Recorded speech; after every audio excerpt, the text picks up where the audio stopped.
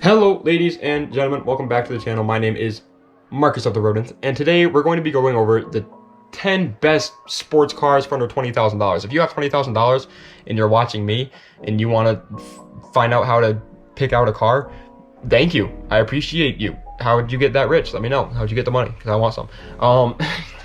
But today, these are just 10 cars that I like that are a little bit too out of like the $10,000 price range. A lot of my channel is about like, you know, we're broke here on this channel. There's no hiding that. There's no shame in that. All right, we're a little bit broke.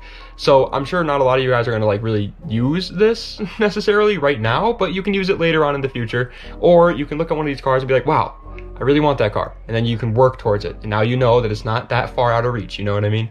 Guys, really quick before we get into the video, if you want to support the channel any more than you already are, head on over to www.smoothstance.com/shop to pick yourself up any hats, shirts, or shorts. It goes a long way, and I'd really appreciate it. But anyway, with that out of the way, let's get right into the video. All right, so number 10 is the Dodge Challenger RT. R/T, whatever you want to call it. This freaking puppy comes with a 5.7 liter V8 that makes 375 horsepower, and it was rear wheel drive. Now, here's the deal.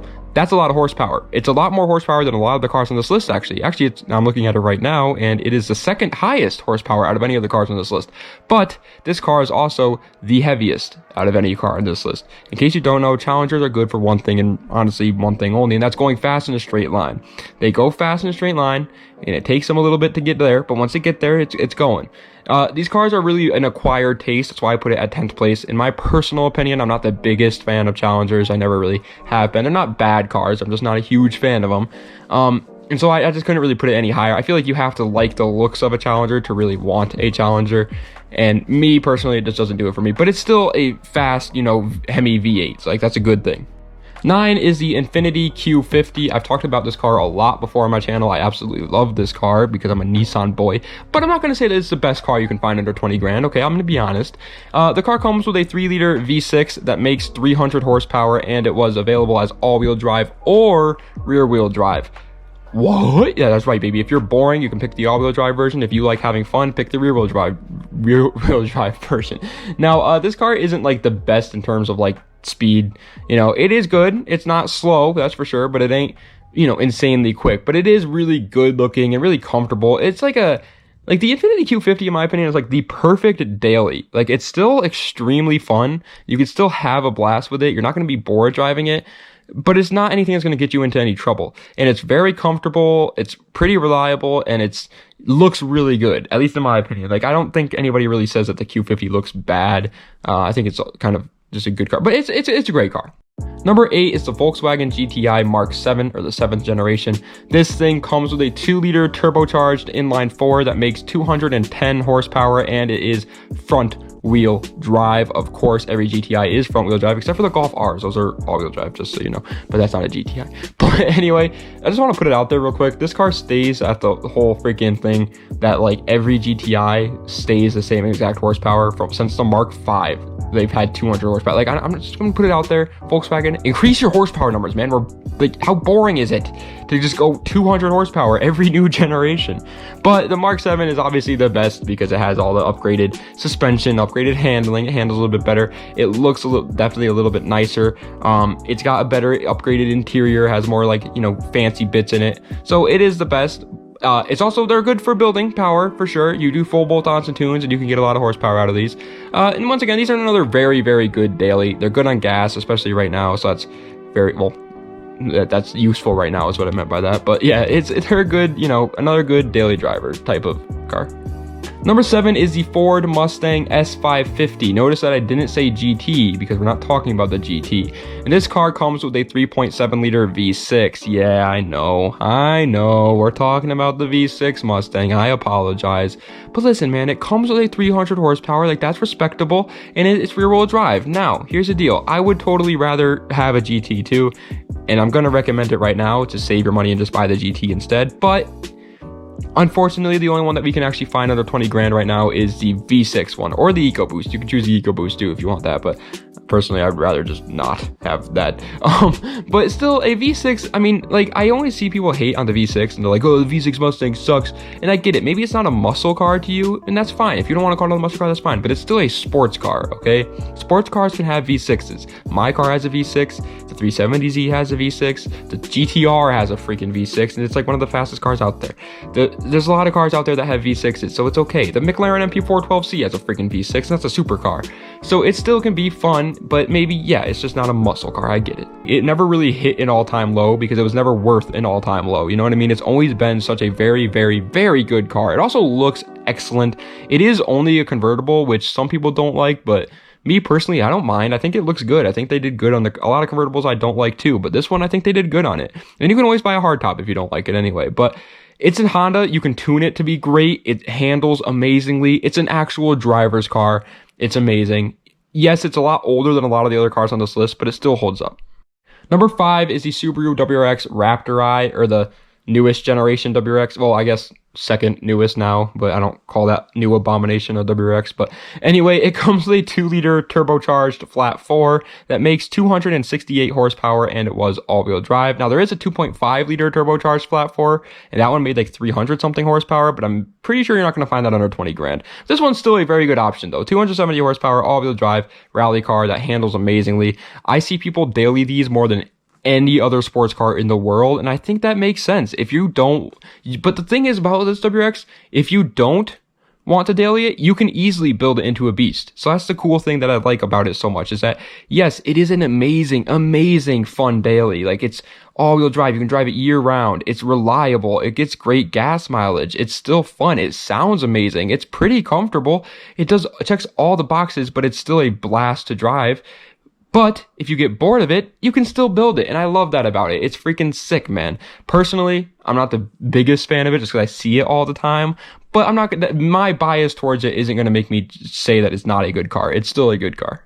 Number 4 is the Mitsubishi EVO X, baby, or the EVO 10, whatever you want to call it. I don't know. It comes with a 2-liter turbocharged inline 4. Yeah, that's right. They don't do flat motors over at Mitsubishi. That makes 303 horsepower, and it was all-wheel drive. Now, here's the deal. Do I like the Evo better than the WRX? You're damn right. I'm sorry, WRX guys. It's just my opinion. And I think that the last Evo, they went out with a bang. I think they did great. It does have almost 40 more horsepower than the WRX, which is pretty good. I don't know if it's better lap time wise, okay? I don't know about that. And everybody, you know, both sides of the spectrum are going to be like, no, my car's better for tuning. No, my car's better for tuning. So to be honest with you, they're probably around the same in terms of tuning potential. They're both honestly up to you. If you like the WRX better, get the WRX. If you like the Evo better, get the Evo. But they're pretty much exactly the same. They're both reliable. They're both fast. They both sound good. They're both fun to drive, and you can daily drive both of them. They're just good rally cars, and personally, I like the Evo better. That's why I put it one spot higher. Third place is probably the most obnoxious cars on the road right now, the BMW 328i, or no, 335i, my bad, 335i F30. This car comes with a freaking 3-liter twin turbocharged inline 6 that makes 300 horsepower, and it was available as all-wheel drive or rear-wheel drive for whichever one that you want. I like when companies do that. I just want to put it out there.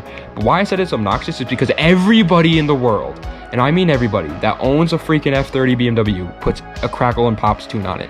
Everyone. And it is just so annoying at this point. It used to be cool. Now I'm like, okay, shut up, dude. I don't care anymore. It doesn't sound insane. So if you get one of these, please don't put a crackle and pop tune on it. But they do look amazing. They're once again another very good, like, fun daily driver. I just want to put it out there. Everybody always thinks that BMWs are incredibly unreliable. They're really not. They do require a little bit more maintenance, but if you do that maintenance, they're gonna get you to where you need to go, and that's awesome. Okay, like, that's awesome. But the real thing that this F30 is good for is just a beautiful track. Like, I mean, beautiful like show car type of deal. They just look amazing. They just look so good. Like, there's just, oh my god, there's something about the F30 BMW that just rubs me the correct way. I feel like I'm in love with this F30. Second place is the Nissan 370Z. I feel like you knew it was coming because I'm just a big old Z fanboy, but I'm not ashamed of that, okay? The car comes with a 3.7-liter V6 that makes 330 horsepower, and it was rear-wheel drive, and it looks awesome. And it came with a little limited slip differential, so you can drift that puppy. It has 2 seats, so it's a real sports car. Sorry, everybody else. But it's freaking awesome, all right? And it's reliable. Everything about the 370Z is just so cool to me. I understand, you know, it's not the absolute best car out there, but it wasn't trying to be. And it did what it was trying to do, it did great, in my opinion. And sure, is it biased because I own it as 350Z? Probably. I don't care, it's my list, man, and I like the 370Z. I like it a lot. And I understand VQ owners can get very annoying. They can, I agree. I am a VQ owner, okay? And I think that they can get annoying too. But don't be that guy then. You don't have to be a freaking nuisance to the world if you own a VQ. I'm not, you know? So, but anyway, it's a good car in terms of like, if you want to drift, track, it isn't a good daily driver, okay? The rest of the cars on this list, for the most part, I've been like saying that they're good daily drivers. This one isn't. You can daily drive it, but it's not going to be as good as like the WRX or the F30, you know what I mean? But it's still it's a track car, it's a driver's car. And finally, first place is the Chevy Corvette C6. I'm so happy I get to talk about this car now because I never get to in my videos. It comes with a 6-liter V8 that makes 400 horsepower, and it was rear-wheel drive. Now, obviously that is the highest horsepower number on this list, and it's one of like the lighter cars on this list. Once again though, this car is definitely 100% not a daily driver. Just want to put it out there. And yes, we are talking about the base model C6 because the, what is it, ZL1? Is it ZL1 or ZR1? Well, the higher trim level is you can't find under 20 grand, but the base model is still great. It's a freaking 6-liter V8. I think it's an LS that makes 400 horsepower and it's rear-wheel drive. It's an awesome car. Okay, and yeah, you'll probably only be able to find an automatic, like, convertible one, but that's still good. You know what I mean? It still has 400 horsepower. Who cares if it's convertible? You're freaking quick. You are so quick if you got this freaking thing. And I don't know. I love the C6. I love the C5 too. But I never get to talk about the C6. I'm so happy I finally get to in this video, man. I'm just, like, yes, they are a little expensive, but they're worth every penny. Especially, like, look at all the competition that we talked about in the videos so far today. And then look at the C6 Corvette. It's just miles ahead of it in every way. But, guys, that is going to be the end of today's video. I hope you enjoyed. If you did, be sure to like, comment another video that you would like to see down below. And subscribe to the channel for more content just like this one. I really appreciate all the support that I've been getting lately. It means a lot. No, it's not Happy Easter anymore. I'm filming this on Easter, that's why I almost said that. But thank you guys for watching. I appreciate it. I love you guys. Let me know any cars that I missed under 20 grand. There's a lot. And let me know anything that I messed up because I don't do research on these cars a lot since most of the time I'm doing like really cheap cars. And so there is a very good chance that I got some things wrong in this video just because I don't really know much about a lot of these cars. I tried my best. Obviously, I always try my best, but if I did mess up on something and you'd like me to know or like other people to know, obviously, leave a comment down below and just be nice about it. Don't be like, this guy's a freaking idiot. I hate this guy. And if you are nice about it and you let me know, I will pin it or I'll do the heart thing next to it so that people can see that comment over the other ones. But thank you guys so much for watching. Das Vidania. Have a nice night.